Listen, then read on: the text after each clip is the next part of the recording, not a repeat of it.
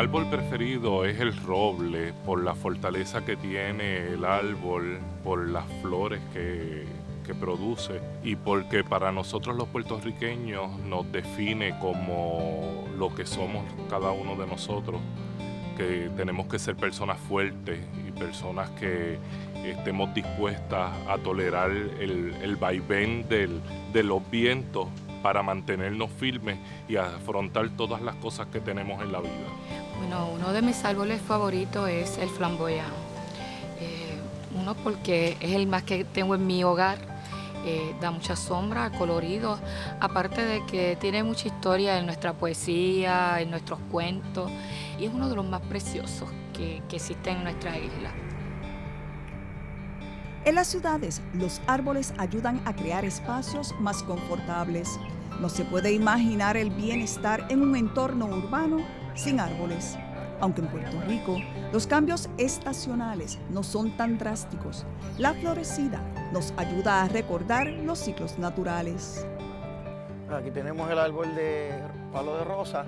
Justamente ahora que estamos en sequía, el árbol ha respondido de una manera que ha producido flores y dado que es una especie en peligro de extinción, por ejemplo, aquí tiene una flor y yo no recomendaría que se podara en este instante debido a que el árbol es bastante raro, está en peligro de extinción y tiene flores hembra y flores macho en distintos árboles, lo que cuando tiene las ramas codominantes que tienen corteza incluida, el sacar una rama podría de alguna manera prevenir que floreciera esa misma rama. Nada, esperamos, pero deberíamos trabajar con esa condición Claro estructural que sí, entiendo que sí. Lo antes posible después de la florecida. Tanto en espacios públicos como privados, en la ciudad o en el campo, todos los árboles están protegidos por la Ley de Bosques de Puerto Rico.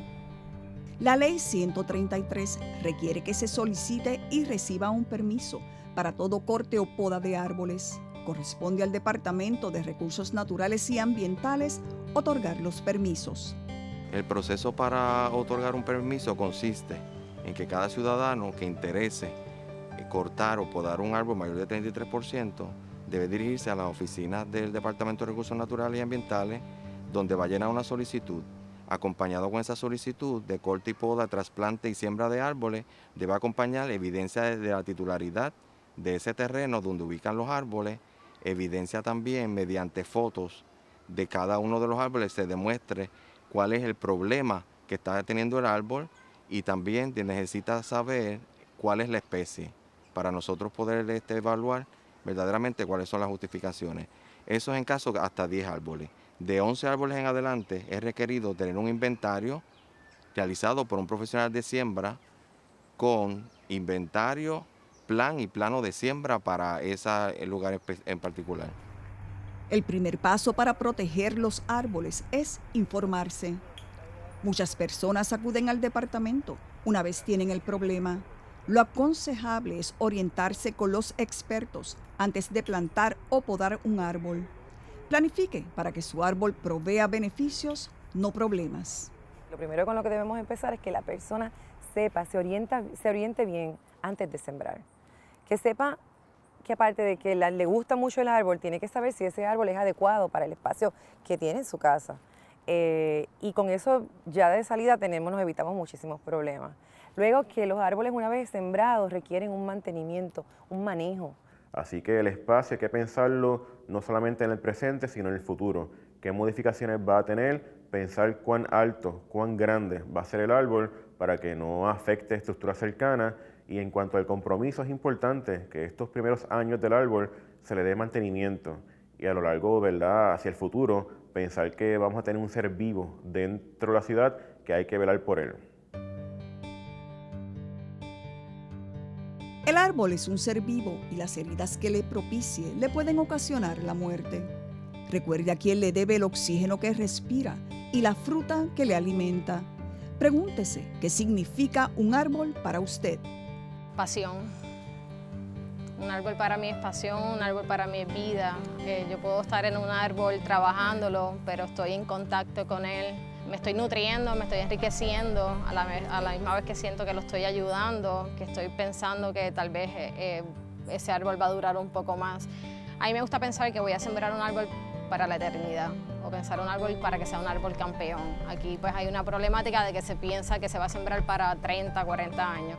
Y chévere, nos nutrimos por 30, 40, 50 años, pero entonces vengo yo, viene mi hijo en 40 años y entonces va a ser él el que corte el árbol si él decide acompañar mi profesión. Está a su discreción. Así que todo va a depender de cómo veamos el árbol y cómo querramos que ese árbol nos acompañe en nuestra vida. Para mí, pues, yo quiero sembrar un árbol que me acompañe por el resto de mi vida. Mi árbol preferido es el almendro porque cuando yo era pequeño, frente a mi casa, había un almendro bien grande y nosotros nos trepábamos sobre él y recogíamos almendras y después las machacábamos y las juntábamos y comíamos almendras ahí debajo del árbol. En el patio de mi casa, cuando yo me criaba, tenía un árbol de quenepa. Y precisamente uno de mis sobrenombres cuando era niño era Quenepo. Me decían en la escuela simplemente por tener un árbol de quenepa en el patio de mi casa. Y me fascinaban las quenepas. Y ha sido bien triste el ver que cuando me mudé de casa, el árbol lo han cortado básicamente. Y toda mi infancia yo siento que se perdió al cortar ese árbol.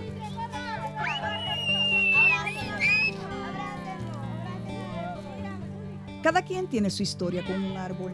Ese árbol casi siempre es el que nos dio frutos y horas y años de diversión en la niñez y adolescencia. Y eso es lo que hay que procurar garantizar, que los recuerdos sean siempre memorables.